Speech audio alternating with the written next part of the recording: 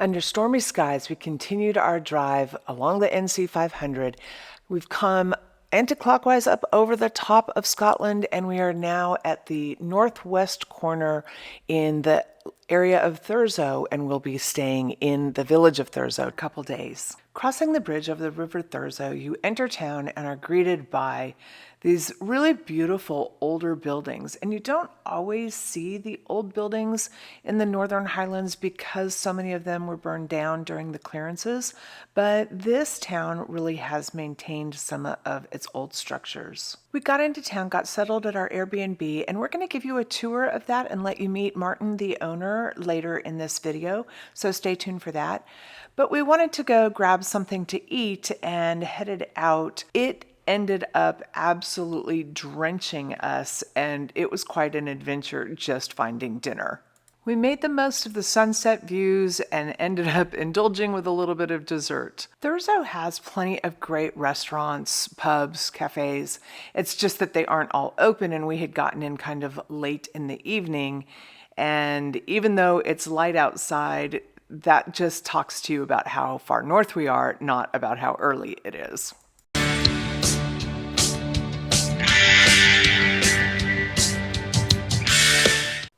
We awoke the next morning to an absolutely gorgeous day. It was sunny, the skies were blue, and we headed out to go take advantage of this amazing good weather. This little stretch of the drive was also interesting because it was so treed and shady.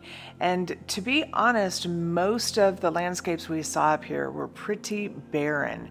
So to have just a little bit of green was kind of nice. If you've been following our journey, you know that we are doing the North Coast 500 in a Tesla electric car. And so far we've had no real problems with charging. It has been conscious that we need to charge along the way, but we haven't had any real big issues trying to charge.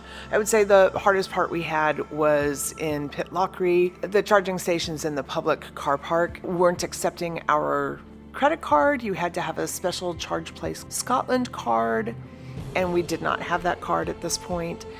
But Thurso, we were able to charge. There's a Tesco in town that had chargers. There's hotels in town that have chargers. So we didn't have any problems here.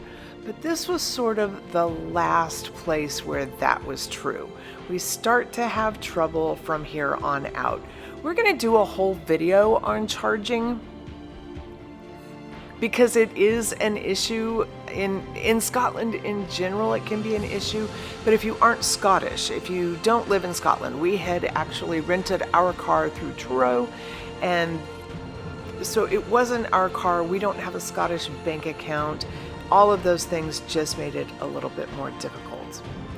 But I will tell you that driving an electric car in these pristine areas, there was no sound. You really did feel like you were doing a good thing for the environment.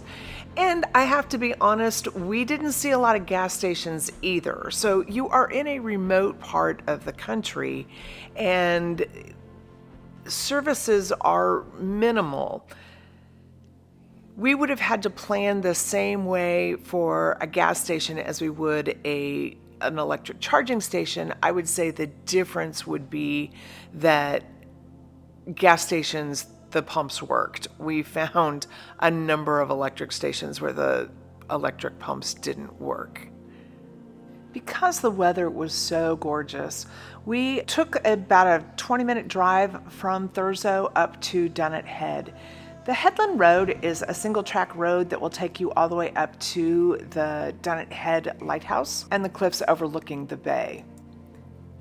On this drive up to Dunnet Head, I hope you are appreciating the brilliant blues of the lochs, the purples of the heather. This is the best of summer in Scotland up here. It may look barren, but it's so full of life.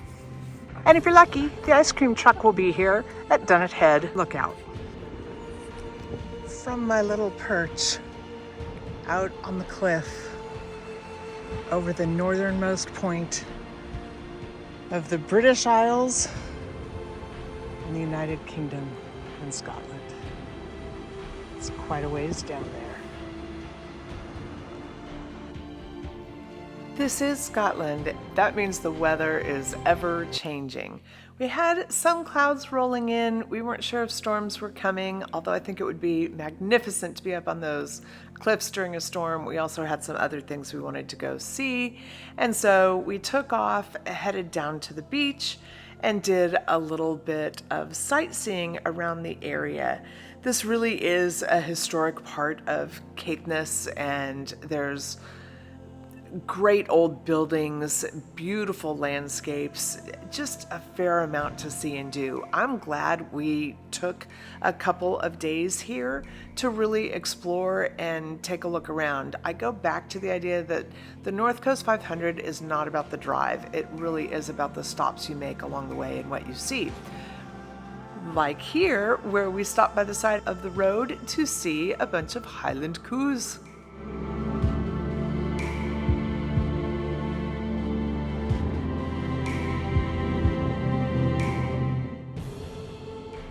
They were eager to visit with us until they found out that we didn't have food.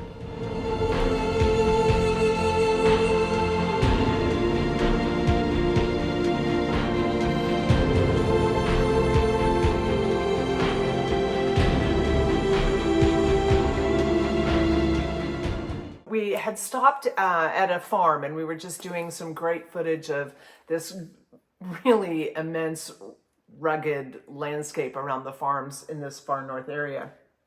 And this car passed us by a couple of times, and then she stopped and talked to us. And she owns an Airbnb close by and was just as friendly as she could be, helping us out, making sure we weren't stuck or lost or didn't know what we were doing. And we just would like to shout out to Louise. She's got an Airbnb. I'm going to put the listing to it in the description because she just was so friendly and was working so hard to try and make it work for us. In a genuine way. And I think really, as it turned out, we weren't able to stay at her place. Yeah. She had a wedding, and I guess her rooms were full or something, but really appreciated her just stopping and helping us out. I think that is the spirit of Scotland that I've loved, that sense of friendliness and people willing to, one, make sure you're doing okay, but two, when they make sure you're okay, then it's like, well, hey, can we be friends? And I loved that. Yeah. Hello, my name is Louise Grant, and I've got a beautiful bed and breakfast at the north of Scotland on the North Coast 500 called Valhalla Bed and Breakfast. You'll get looked after very well, and I am a chef, so I can do evening meals as well. Big love. You are awesome. While we're in this agricultural area and looking at the ruins of old crofting farms, let's talk a little bit about the Highland clearances. So this is a period of about 110 years from 1750 to 1860. Essentially what started out as a change in agricultural style. It used to be that farms were led by clan leaders, and clan leaders would divide up the land each year between their tenant farmers, and they would all co-graze and co-raise animals in the area. Where much of the economy previously had been based on in-kind services, it was now changing to money. The change in the clan leaders, who had really been sort of patriarchal keepers of the community, changed and became more like landlords, and they were renting out the land. They found that the land was more valuable to them if they just used it for open grazing. They were asking their former clansmen to become tenant farmers. Then it became they couldn't afford to keep all of them working as tenant farmers, and so they were asking them to leave the area, and they were helping them by displacing them and moving them out to the coastal areas where they could work in fishing industries or the kelp industry. There is some belief that some clan leaders thought they were actually helping the people to a better life. A case in point was Patrick Sellers, who worked for the Sutherland estate. But the truth is, people were being displaced from their homes. Small crofts were built along these coastal areas. We're flying over one of those crofts now. The next phase is that then those crofts were asked to take in more and more and more people.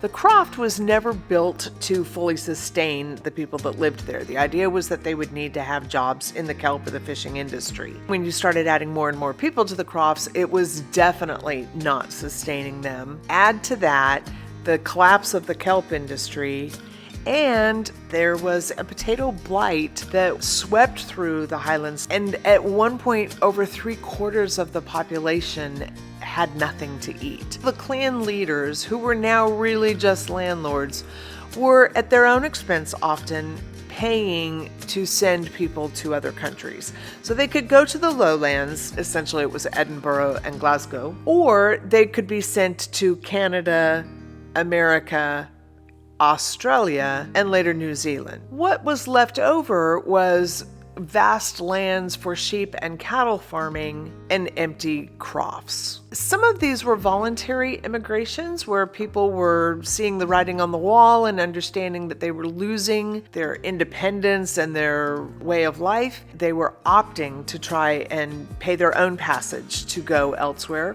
or landowners were indeed paying their passage. They would erase their debt and pay their passage, and that was their way of sort of getting rid of a long-term burden in a short-term fashion.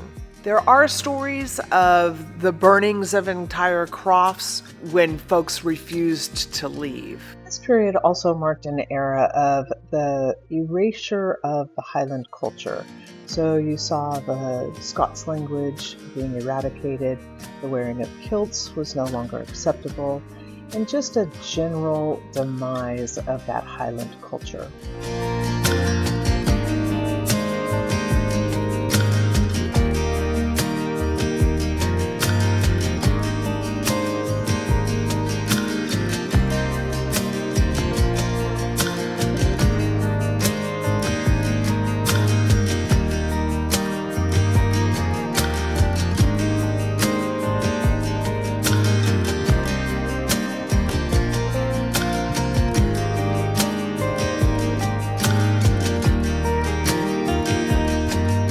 Our Airbnb host had a wealth of information about Thurso and some of its finest highlights. Just on the beach. Iona, North Coast Watersports. She's the UK champion. She's the UK champion from here? From here. She was born just down the road.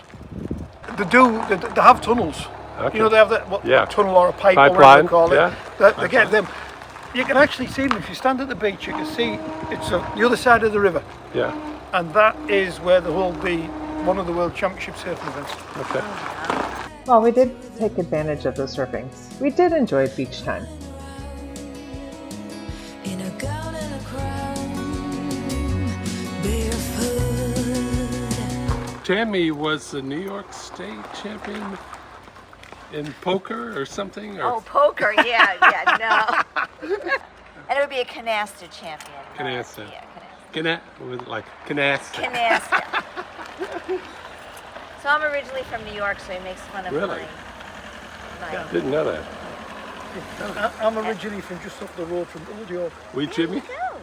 Stockton-on-Tees, about an hour away from York. Well, it's close to New York. It's close. Yeah. It's got half a name. We enjoyed our stay at Martin's. I want to give you a quick tour of the apartment. It's very accommodating, very comfortable, perfectly situated in the center of town and just off the beach. The apartment is really easy to reach. It's right on Bank Street in the center of town. You will know it because Martin lives at the house with the purple door, and you are just 2 doors down from there. The downstairs bedroom has 2 twin beds. I'm guessing that could be put together into a single king bed. This is really the bigger bedroom. It has a wardrobe, a dresser, and again, a window out to the back, but it is a frosted window so that people walking by won't have a view inside, which is pretty convenient. The bathroom down here for this bedroom is really spectacular. So you have a really nice foyer area down here, and then there is a huge, big bathroom with a big shower, a really deep soaking tub, toilet, and basin. So I would say the downstairs room is the better room, but we wanted the bigger bed, so We took the upstairs room. In this split level, when you come up to the landing, you go right for the kitchen and the living room, and you go left for the laundry room and the second bedroom. The second bedroom bathroom is also up and to the right. The living room and kitchen are really functional. There's a TV, lots of games, big kitchen table, plenty of room for at least 6 people. Nice big refrigerator and freezer, stove and oven, or hob and oven. The sink is great. There is a dishwasher included and all of your pots and pans and dishes that you could need. There was a really nice welcome pack with biscuits and fresh coffee. That was really a welcome gift. The laundry room is at the top of the stairs with a washing machine. There is no dryer, but there's a really handy drying rack that you pull the rods down and it works just great. The upstairs bedroom has a double bed, a non-functioning fireplace, 2 bedside tables, is well appointed with a wardrobe and a window out to the back. The bathroom for this bedroom is interesting. It reminds me of a boat. It is a full shower, toilet, and sink basin, but it's kind of like the whole bathroom is a shower. So the floor just has a drain in the bottom of it, and that's what you use. Hey, thank you, Martin. We had an amazing time. It's not just your accommodation, it's your advice, your welcome book, and everything else you've done for us. I'm glad you had a good time. We had a great time. Thank No you. problem at all. That's what we're here for. Yeah, appreciate it. Hope you enjoy this video. And where do we go after this stuff? So we're going to be doing a video from Melvick, and we stayed in Melvick for a couple of days and loved that town, loved our hosts. I can't wait to share that Airbnb with you. That's Angus and Deborah, and I have been waiting to make that video for a long time because they were so much fun and we enjoyed them so much. And that's a couple we've stayed in touch with, and I can't wait to see Deborah and Angus in Melvick. See you later. Take care. Goodbye.